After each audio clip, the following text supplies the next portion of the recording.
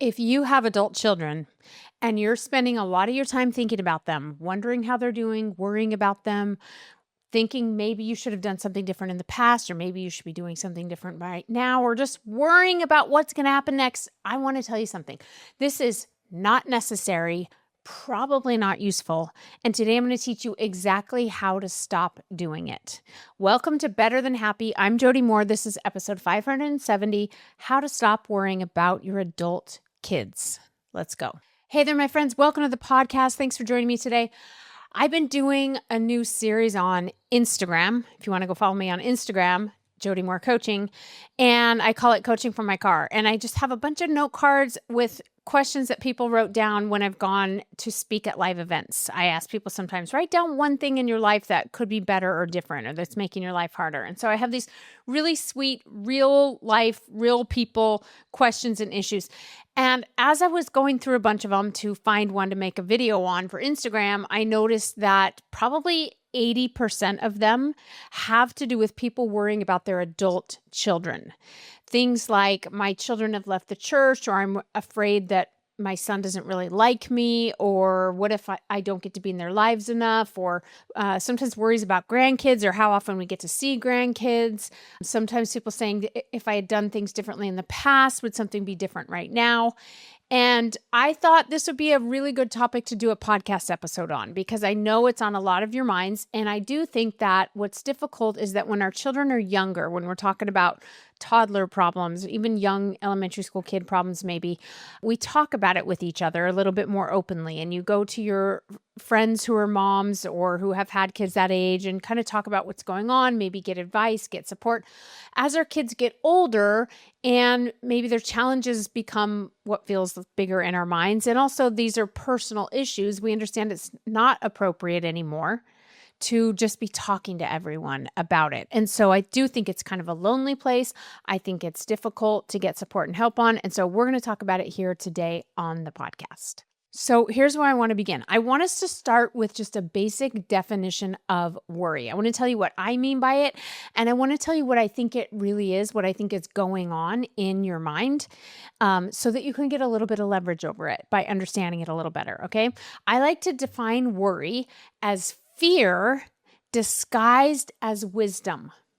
Okay, let me say that again. Worry is fear disguised as wisdom. So it's fear-based. It's coming from some kind of fear. Now let's remember that fear is always about the future. Fear is about something that could happen that we don't want to have happen. And it's an imagination, a story, a movie we're watching about what could go wrong, right?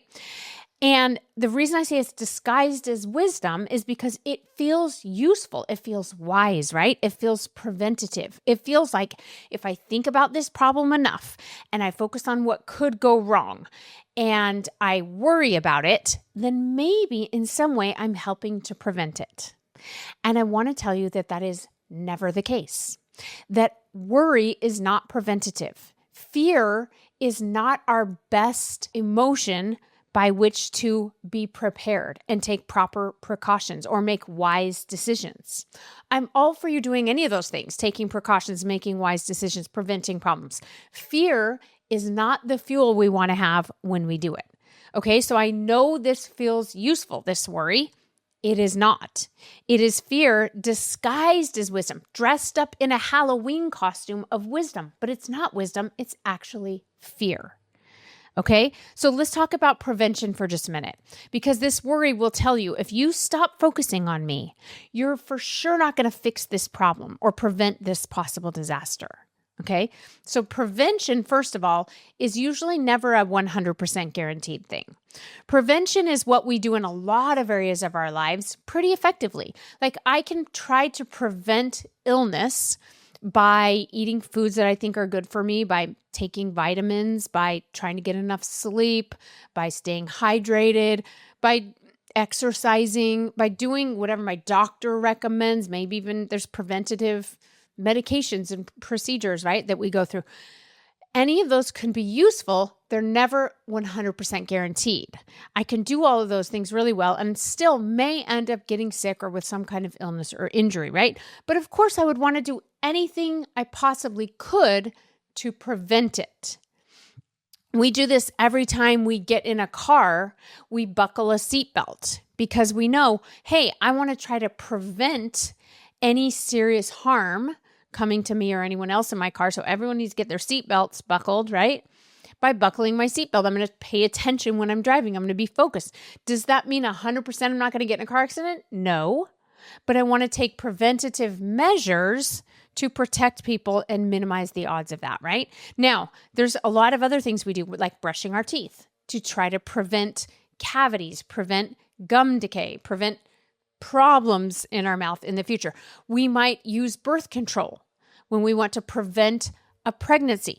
Do any of these things guarantee that we won't have a cavity or a pregnancy? No, of course not. No guarantees, but prevention, good way to live your life, right? So I want you to think about this with regards to your adult children, right? When you are brushing your teeth, buckling your seatbelt, using birth control, etc., there's not fear there, right? We're not panicked. We're not doing it because we're scared. We're just doing it because it feels like the wise, right thing to do. Notice the difference. When you're taking proper preventative steps, it doesn't take up a lot of space in your brain. It's just something you do. You don't think about it for a long time before or after. You don't do it driven by fear. You just do it as more of a habit and a routine. So that's how you will know whether you're worrying or just being preventative.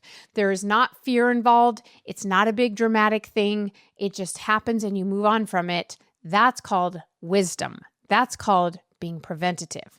Now, what does this look like with your adult kids? We're going to talk about that in just a minute. I just want you to be onto yourself. Worry is just fear disguised as wisdom. Okay, so we've talked about the fear part. Now let's talk about why this is not wisdom. And I'm going to give you some questions to ask yourself about what's going on to see if this is wisdom or if this is worry that is most likely not. Okay, so first I want you to ask yourself, is me thinking about this, me watching this movie, me feeling afraid or worried, is it impacting my child in the way that I want? Is it changing them in the way that I hope that they will change? Either they are making different decisions, they are somehow strengthened in some way, they are comforted in some way. Is me sitting over here being afraid changing my child? I've never had a client say yes. So maybe there's an exception. Let me know if so. But mostly the answer is no, it's not changing my child. My child is still behaving how they're behaving or thinking how they're thinking or feeling how they're feeling. Okay, so it's not controlling the child. Let's get clear on that. Next, is it bringing you closer to your child in the way that you want to? Is it making your relationship better in some way? I've never had anybody say yes to this either. I've never had anybody say, yes, me waking up at night in a cold sweat or constantly thinking about this or talking about it or feeling anxious about it makes my relationship so much better. No, it doesn't do that. It's not necessary to improve your relationship. It's not even helpful, right? Okay, the next question, is it causing you to show up better by your own definition? Is it helping you be more of the person that you want to be, more of the parent to your child, or more of just the kind of man or woman that you want to be in the world? You get to decide who you want to be, but for most people, we want to be supportive, we want to be compassionate, we want to be open, we want to be loving, right? Lots of nuances again that everybody gets to decide individually, but is it causing you, by you thinking about this, you being afraid, you freaking out about this, is it making you show up better? Of course not, right? It actually makes us show up worse. We disconnect, we have to pretend, we have to hide. Maybe sometimes we get upset and lose our temper, or maybe we're just withdrawing and avoiding. None of those are going to create ultimately what we want in our relationships with our adult kids, so probably not useful. Okay, and then lastly, is it enjoyable for you?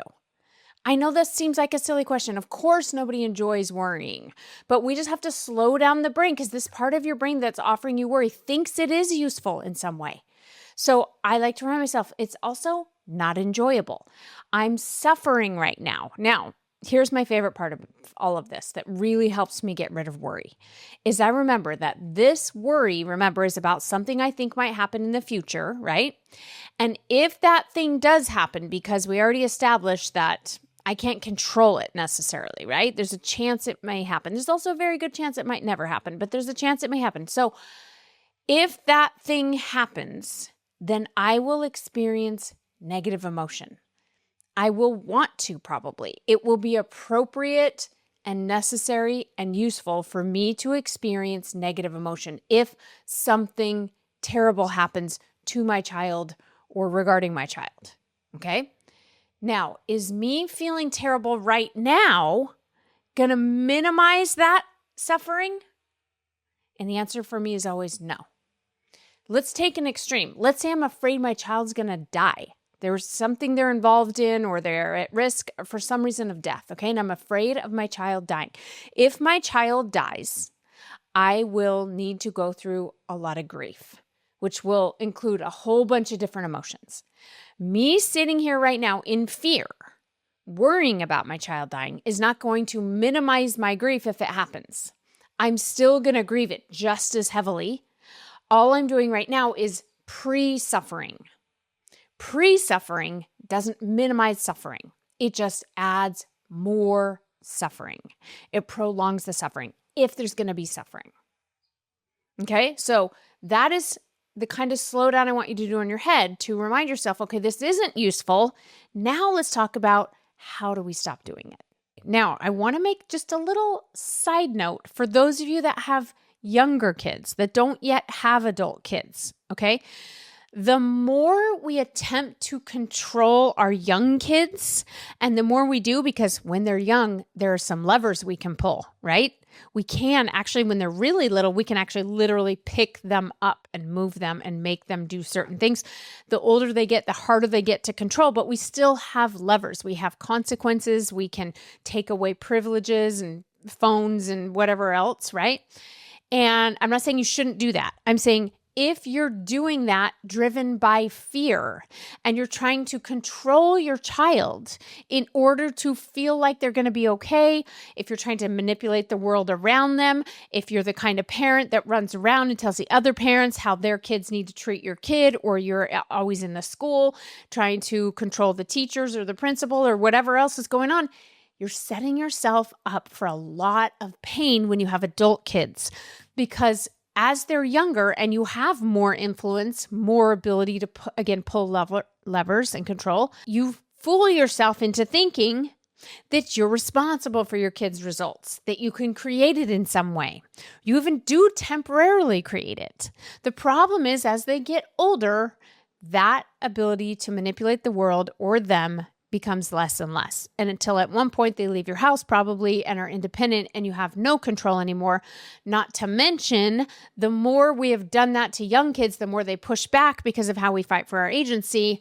And now we have a real power dynamic struggle happening, which will cause you to feel completely out of control. So if you're a parent of younger kids, just keep that in mind. You want to keep yourself in check. Your kid's supposed to have agency. They're supposed to experience hard things. The world is not meant to acquiesce to them all the time. It's good for them to go through challenges and struggles and trials, and you need to let them navigate it as much as possible. I'm not saying don't protect them. I'm not saying don't parent them. I'm saying think about, is this me driven by fear? Or is this me being the kind of parent I want to be?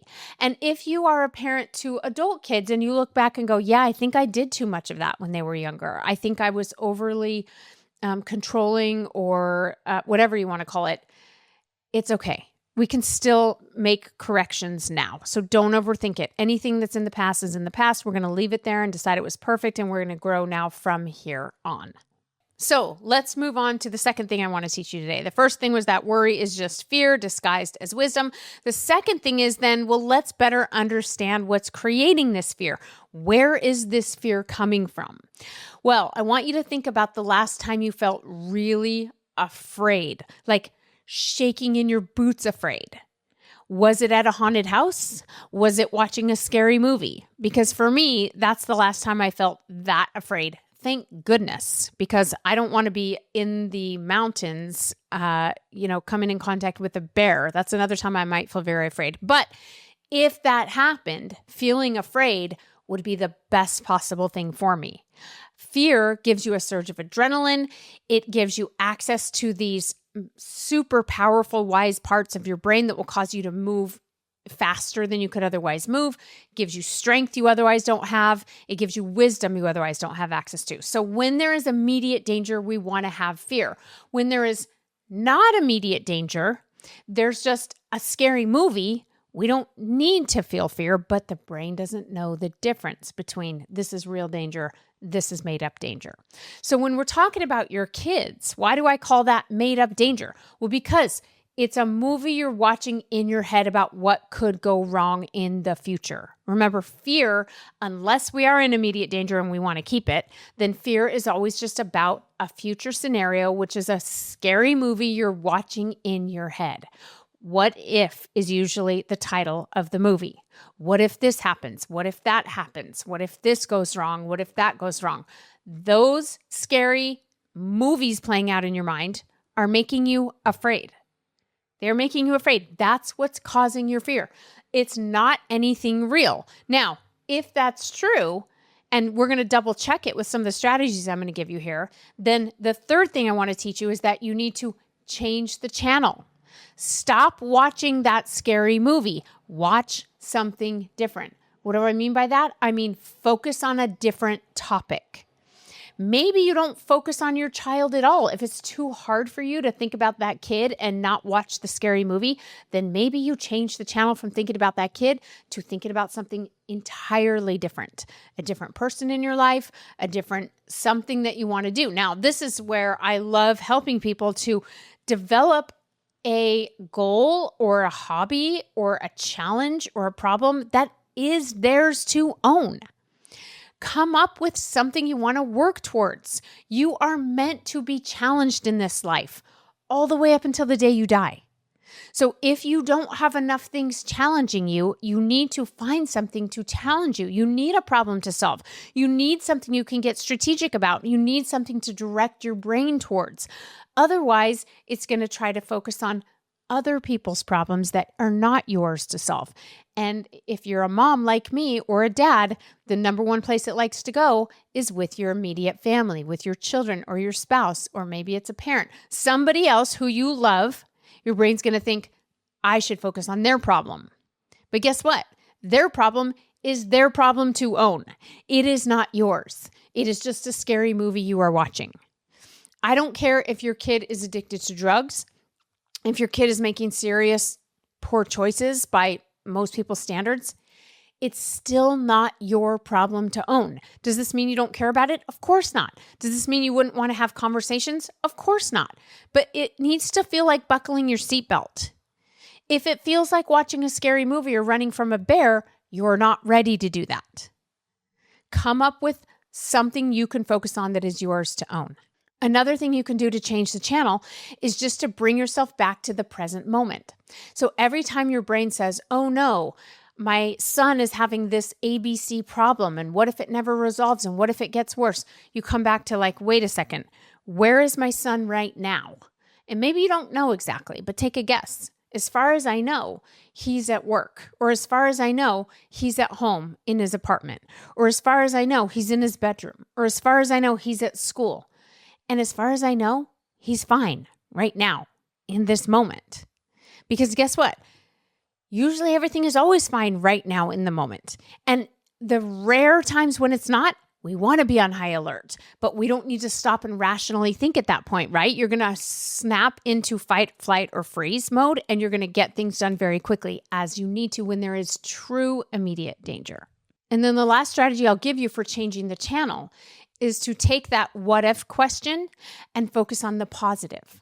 We like to talk about it in terms of 50-50, right? Let's say there's a 50% chance that something's going to go terribly wrong in your kid's future, but there's also a 50% chance that everything will go really great and that this trial or challenge they're in right now is going to take them to a new version of them.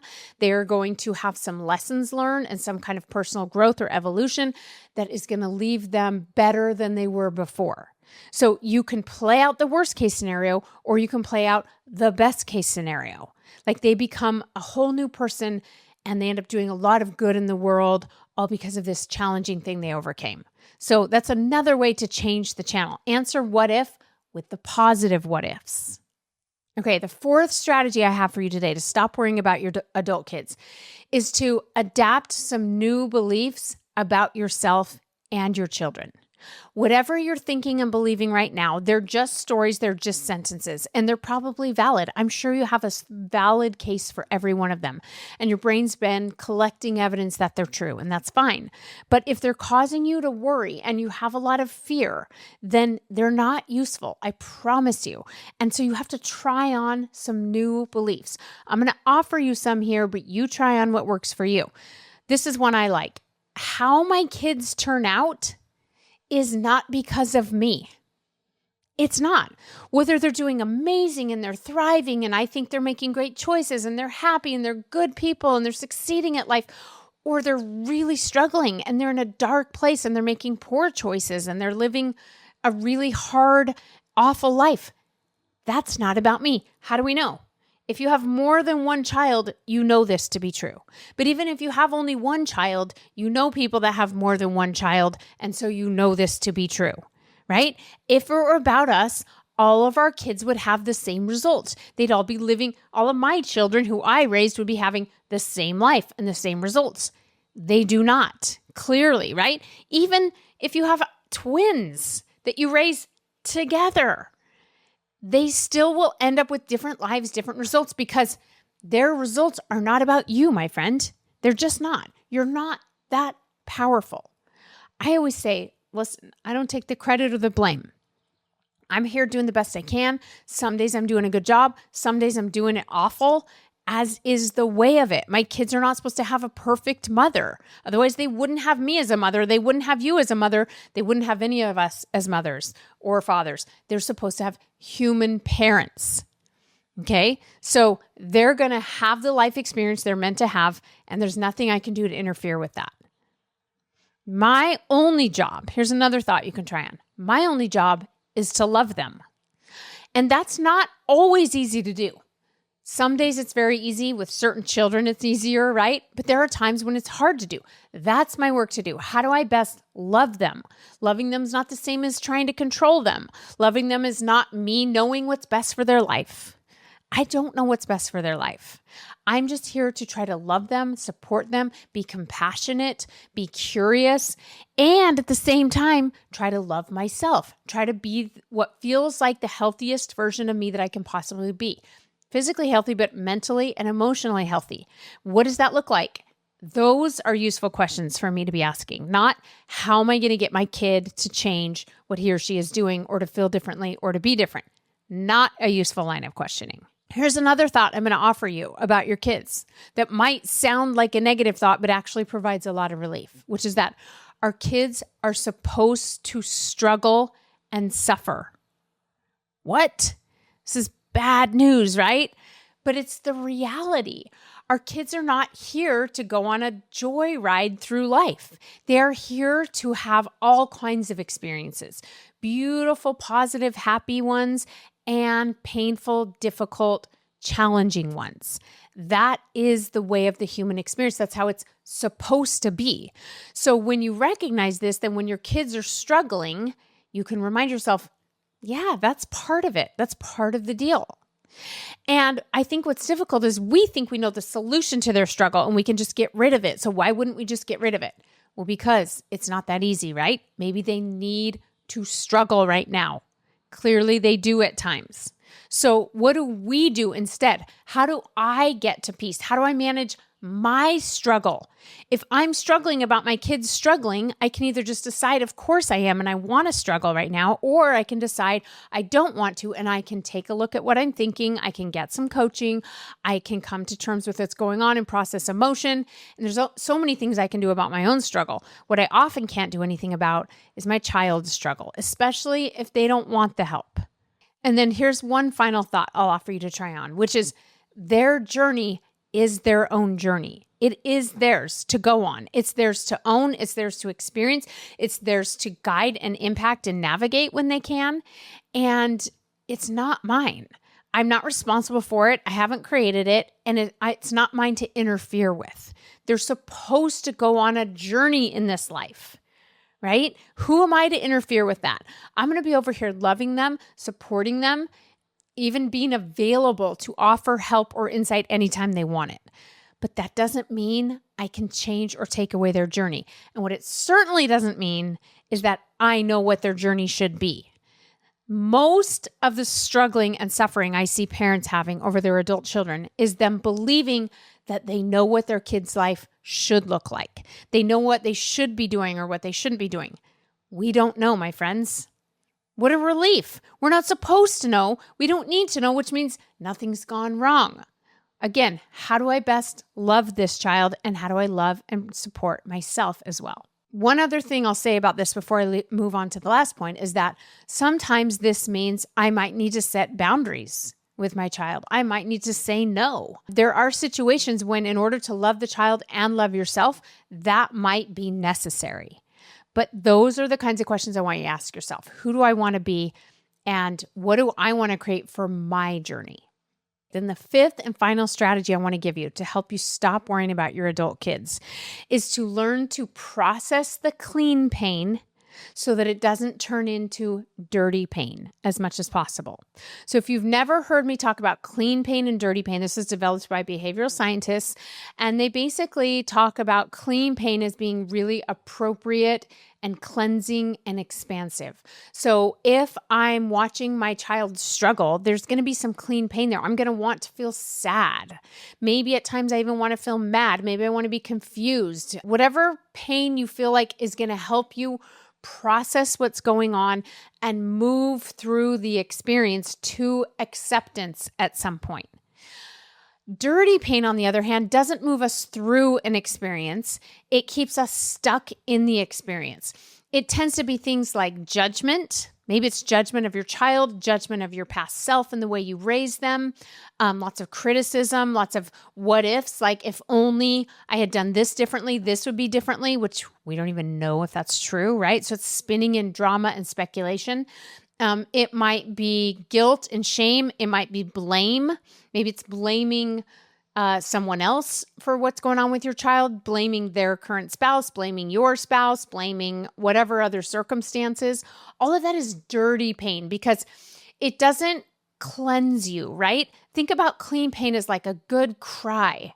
We're like, I really need to feel bad about this. And there's going to be times when you need to feel bad about things. Most people are so uncomfortable with clean pain that they jump right into dirty pain because dirty pain typically isn't as emotional. It's often doesn't have tears involved. It just looks like anger. It looks like storytelling, story fondling with others, right? Talking about it in a way that gets lots of validation and kind of fuels your belief and validates your story.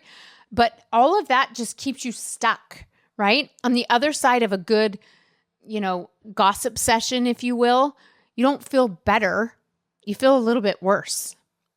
But on the other side of a good cry, where you just cry out, whatever you're feeling and you process it, maybe you listen to sad music, maybe you go for a drive or you go for a walk and you just have a cry, you feel better. That's the difference between clean pain and dirty pain. And I hate to say it, but as a parent, we signed up for some pain here. It's worth it and it's okay. But processing clean pain is not the same as worrying. Worry is dirty pain. All right, my friends. So listen, I got to tell you something. All of this is going to be okay in the end. It really is. If it's not okay, it's not the end yet. Hang in there. Thanks for joining me today for Better Than Happy, and I'll see you next week on another episode. If you like this, please do feel free to share it with others. I appreciate you, and I'll see you next time. Hey, everybody. Thanks for tuning in to today's YouTube video. I hope that you got some great takeaways that will make your life even better than happy. If you liked what you heard here today, please share it with a friend. And most importantly, make sure that you've subscribed and enabled notifications here on our YouTube channel. Doing that serves two purposes. First, it helps you to make sure that you never miss an episode when we release a new one. But second of all, selfishly, it helps me get my work out to more people and helps our YouTube channel grow. So thank you in advance. I will see you next time on another episode.